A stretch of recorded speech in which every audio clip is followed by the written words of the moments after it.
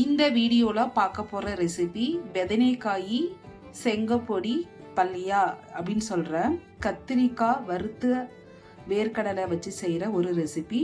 இதுக்கு 4 கத்திரிக்காயை கட் பண்ணி வச்சுருக்கேன். ஒரு கைப்பிடி அளவு வேர்க்கடலை வறுத்து தோல் நீக்கி வச்சுருக்கேன். இது மிக்சி ஜாருக்கு மாற்றி பொடியாக அரைச்சி வச்சுக்கலாம்.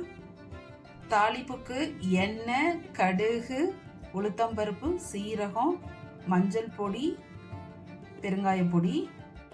வதக்கிறதுக்கு வெங்காயம், 3 பச்சை மிளகாய், கருவேப்பிலை, உப்பு, சின்ன லெமன் அளவு புளி எடுத்து கரைச்சி வச்சுருக்கேன். அவ்வளோதான்.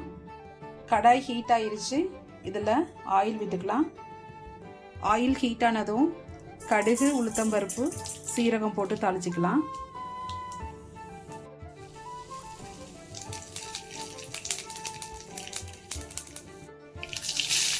ஆனியன்,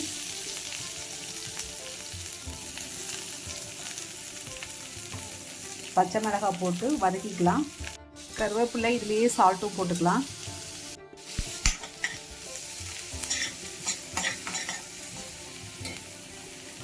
இதில் இப்போ கட் பண்ணி வச்சுருக்க கத்திரிக்காய் போட்டுக்கலாம்.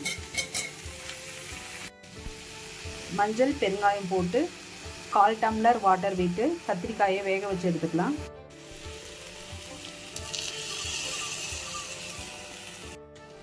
அவங்க இதில் மிளகாய் பொடி போட மாட்டாங்க. நமக்கு காரம் பத்தாதுன்னு நினச்சா ஒரு 1/4 டீஸ்பூன் அளவு மிளகாய் பொடி போட்டுக்கலாம்.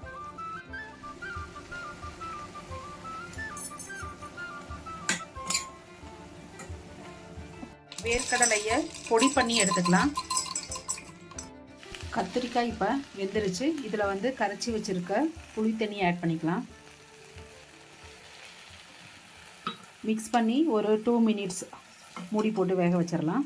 இப்போ இதில் அடித்து வச்சுருக்க வேர்க்கடலை பொடியை தூவி மிக்ஸ் பண்ணி எடுத்தால் வெதனைக்காய் செங்கப்பொடி பல்லியா ரெடி ஆயிரும்.